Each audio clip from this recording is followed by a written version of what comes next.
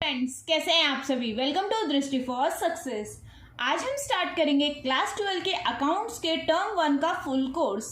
Term 1 के full course में partnership fundamental, goodwill, PSR, admission of partners आ रहे हैं। सेकेंड बुक में से कंपनी अकाउंट आ रहा है और थर्ड बुक में से फाइनेंशियल स्टेटमेंट रेशियो एनालिसिस आ रही हैं। तो सबसे पहले हम कंपनी अकाउंट के सभी टर्म 1 में आने वाले एमसीक्यूज यहाँ कवर करेंगे। So let's start. ये वीडियो बहुत ही ज़्यादा शॉर्ट रहेंगी, जिससे आप डेली बेसिस पे 10 to 20 मिनट्स निकाल के कहीं भी घूमते हुए चलते हुए इस एमसीक्यूज की प्रैक्टिस करते रहोगे। और डेली बेसिस पे अगर आप ये एमसीक्यूज की प्रैक्टिस करते रहोगे तो एमसीक्यूज पे आपकी कमांड अच्छी हो जाएगी। So let's begin.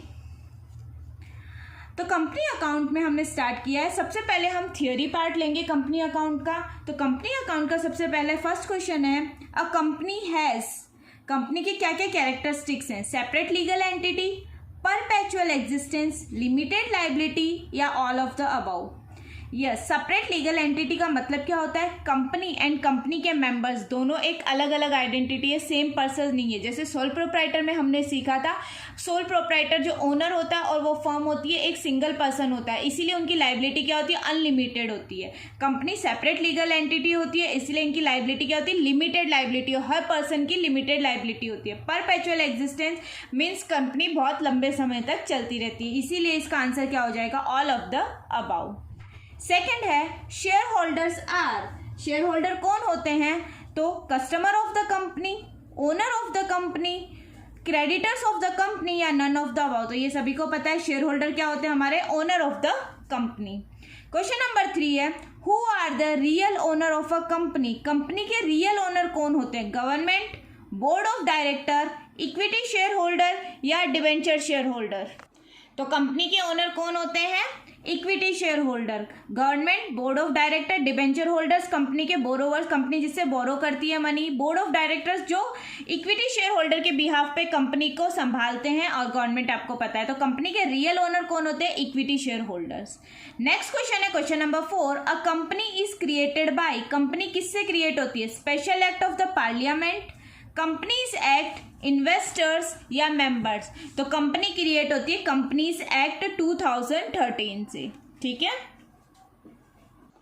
Question number 5 है, an artificial person created by law is called, artificial person जो लॉ के द्वारा ही क्रिएट होता है और लॉ के द्वारा ही वाइंड अप होता है, वो होता है कंपनी। ठीक है। नेक्स्ट क्वेश्चन है, the liability of a members in a company is, अभी हमने बताया था लाइबिलिटी ऑफ मेंबर कंपनी में क्या होती है? लिमिटेड होती है। Next question, question number 7, liability of a share holder is limited to dash of the share allotted to him. तो क्या कहा है? शेयर होल्डर की लाइबिलिटी कहाँ तक लिमिटेड होती है? जो शेयर उनको अलॉट करते हैं उसकी क्या? Paid up value, called up value, face value या रिजर्व प्राइस। तो इसका क्या आंसर होगा? Face value. फेस वैल्यू क्या होती है? एक शेयर जो कितने रुपए का है, जैसे सपोज करो 10 रुपीज का है। इसमें से कॉल्ड अप मीन्स कंपनी ने कितने रुपए मांग लिए आपसे। सपोज करो 8 रुपीज अभी तक मांग लिए, लेकिन 2 रुपीज अभी तक कंपनी ने आपसे कॉल्ड ही नहीं किया, यानी मांगे ही नहीं है। Paid up value means in 8 रुपए में से आपने कितने रुपए पे कर दिए, पूरे 8 रुपीज पे कर दिए या कुछ कम पे किया है, वो होती है पेड अप वैल्यू। तो शेयर होल्डर्स की कहाँ तक लिमिटेड लाइबिलिटी रहती है? फेस वैल्यू तक। फेस वैल्यू तक का amount members of the company को क्या करना होता है? पे करना होता है। नेक्स्ट क्वेश्चन है question number 8, maximum number of a member in a private company is, private company में मैक्सिमम कितने मेंबर्स होते हैं? 7, 200, 20 या नो लिमिट। तो maximum numbers of member private company में होते हैं 200, पब्लिक कंपनी में नो लिमिट होती है। ठीक है। Next question, question number 9, capital of a company is divided in units which is called, जो कैपिटल कंपनी के यूनिट्स में डिवाइड होती है उसको क्या बोलते हैं? डिबेंचर, शेयर, स्टॉक या बॉन्ड। तो उनको क्या बोलते हैं? शेयर बोलते हैं। क्वेश्चन नंबर 10 है, share holders receive from the company, company से शेयर होल्डर को क्या मिलता है? तो डिविडेंड मिलता है। ठीक है। जो शेयर होल्डर को कंपनी है ना अपने प्रॉफिट का कुछ पार्ट देती है उसको क्या बोलते हैं? डिविडेंड बोलते हैं। डिबेंचर्स होल्डर को क्या मिलता है? इंटरेस्ट मिलता है। प्रेफरेंस शेयर होल्डर्स को भी क्या मिलता है? डिविडेंड मिलता है। नेक्स्ट क्वेश्चन है क्वेश्चन नंबर 11, इसमें क्या कहा है? Equity share can not be issued for the purpose of, equity share किस पर्पस के लिए इशू नहीं करते? Cash receipt, purchase of assets, redemption of debenture, distribution of dividend.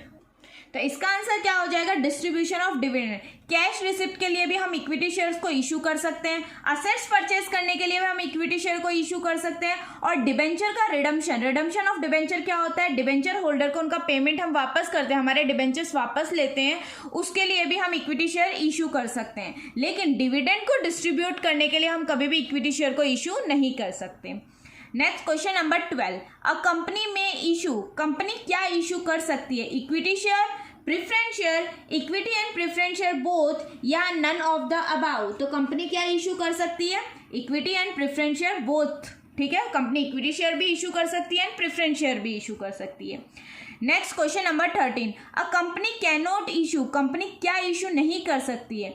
Redeemable equity share, redeemable preference share, redeemable debenture, fully convertible debenture. तो company कभी भी redeemable equity share issue नहीं कर सकती, क्योंकि इक्विटी शेयर का रिडम्पशन कब होता है? जब कंपनी वाइंड अप होती है, तभी इक्विटी शेयर को उनका पैसा वापस मिलता है, इसीलिए ये मेंबर ऑफ द कंपनी या ओनर ऑफ द कंपनी कहलाते हैं। Next question number 14, to whom dividend is given at a fix rate in a company, company में किसको डिविडेंड फिक्स रेट पे मिलता है? इक्विटी शेयर होल्डर को, प्रेफरेंस शेयर होल्डर को, डिबेंचर होल्डर को, या प्रमोटर को? तो डिबेंचर होल्डर्स को तो इंटरेस्ट मिलता है, ठीक है, तो ये तो हो ही नहीं सकता। ठीक है, तो क्या होगा? इक्विटी शेयर होल्डर को हम डिविडेंड देते हैं, लेकिन ये कभी भी फिक्स नहीं होता, प्रॉफिट के हिस्से में से मिलता है। तो प्रेफरेंस शेयर होल्डर को हम डिविडेंड क्या देते हैं? फिक्स रेट में देते हैं। Next question, question number 15। Next question है क्वेश्चन नंबर 15। इसमें क्या कहा है? Preference share holder have, preference share holder के पास क्या होता है? Preferential right as to dividend only, preferential right in the management, preferential right as to repayment of capital at the time of liquidation of the company, preferential right as to dividend and repayment of capital at the time of liquidation of the company। तो preference share holder को dividend का भी right होता है, management का right कभी भी preference share holders को नहीं होता है, और लिक्विडेशन के टाइम पे कंपनी का रिपेमेंट करने का राइट भी प्रेफरेंस शेयर होल्डर के पास रहता है। तो इसका आंसर क्या हो जाएगा? डी, क्योंकि ये दोनों ऑप्शन डी में कंबाइन है। ठीक है, नेक्स्ट क्वेश्चन है क्वेश्चन नंबर 16। इसमें क्या कहा है? The shares on which there is no any pre fix rate of dividend is decided but the rate of dividend is fluctuating every year according to the availability of profit, such shares are called। क्या कहा है question में? ऐसे shares या ऐसे shares जिन पे कोई भी फिक्स रेट ऑफ डिविडेंड नहीं होता और रेट ऑफ डिविडेंड इनका फ्लक्चुएट होता है एवरी ईयर, जितना प्रॉफिट होता है उसके अकॉर्डिंग। ठीक है, तो preference share, non cumulative preference share dividend rate fix होता है। नॉन कम्युलेटिव का मतलब होता है कि बस जिस ईयर प्रॉफिट होगा उस ईयर डिविडेंड मिलेगा, प्रीवियस ईयर का प्रॉफिट पे डिविडेंड नहीं मिलेगा। ठीक है, प्रीवियस ईयर कोई लॉस हुआ तो उस पर डिविडेंड नहीं क्लेम कर सकते नॉन कम्युलेटिव प्रेफरेंस शेयर। तो इसका आंसर हो जाएगा equity share. Non convertible preference share वो होते हैं ऐसे प्रेफरेंस शेयर जिनको हम इक्विटी शेयर में कन्वर्ट नहीं कर सकते। नॉन गारंटीड प्रेफरेंस शेयर होते हैं। तो इसका आंसर क्या हो जाएगा? Equity share. इक्विटी शेयर पे कभी भी प्री फिक्स डिविडेंड नहीं मिलता और जिस अकॉर्डिंग हमें प्रॉफिट होगा उसी अकॉर्डिंग उसी बेसिस पे हमें डिविडेंड मिलता है। Next question number 17. Preference share. In case the holder of these have a right to convert their preference shares into equity share at their option according to the terms of issue, such shares are called। अभी मैंने बताया था ऐसे preference share जिनको हम equity share में convert कर सकते हैं, उन प्रेफरेंस शेयर को हम क्या बोलते हैं? Convertible preference share. तो इसका आंसर क्या हो जाएगा? Convertible preference shares. ठीक है, कम्युलेटिव प्रेफरेंस शेयर्स कौन से होते हैं? अगर प्रीवियस कुछ ईयर्स में लॉस हुआ या कंपनी डिविडेंड नहीं दे पाई तो जिस ईयर में कंपनी को प्रॉफिट होगा उस ईयर प्रीवियस ईयर के डिविडेंड भी कंपनी को देने पड़ेंगे। नॉन कम्युलेटिव प्रेफरेंस शेयर में होता है प्रीवियस ईयर का डिविडेंड कंपनी को करंट ईयर में देने की जरूरत नहीं होती। नॉन कन्वर्टेबल प्रेफरेंस शेयर्स वो होते हैं जिसमें कंपनी अपने प्रेफरेंस शेयर को इक्विटी शेयर्स में कन्वर्ट नहीं कर सकती। नेक्स्ट है हमारा क्वेश्चन नंबर 18। क्वेश्चन नंबर 18 में गिवन है अ preference share which does not carry the right of sharing it surplus profit is called ऐसे प्रेफरेंस शेयर जिनको सरप्लस प्रॉफिट में मीन्स डिविडेंड मिलने के बाद इक्विटी शेयर को पेमेंट करने के बाद भी कुछ सरप्लस प्रॉफिट रह जाता है, उसमें उनको हिस्सा नहीं मिलता, ऐसे प्रेफरेंस शेयर्स को क्या बोलते हैं? ऐसे प्रेफरेंस शेयर को बोलते हैं non participating preference share. Non cumulative preference share मैंने आपको ऊपर समझा दिया। इररिडीमेबल प्रेफरेंस शेयर मीन्स जिनको रिडीम नहीं कर सकते।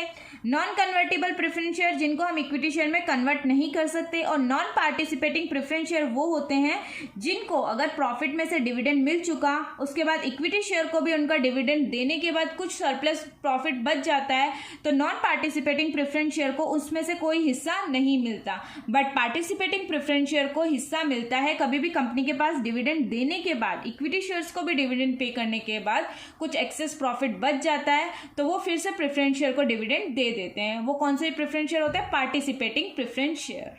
ठीक है, तो इस वीडियो में हमने क्वेश्चन नंबर 18 तक कंप्लीट कर लिए हैं। वीडियो कैसा लगा कमेंट सेक्शन में जरूर बताइएगा। कंटेंट अच्छा लगे लाइक जरूर कीजिएगा। Thank you for watching the video and all the best for your term 1 accounts exam.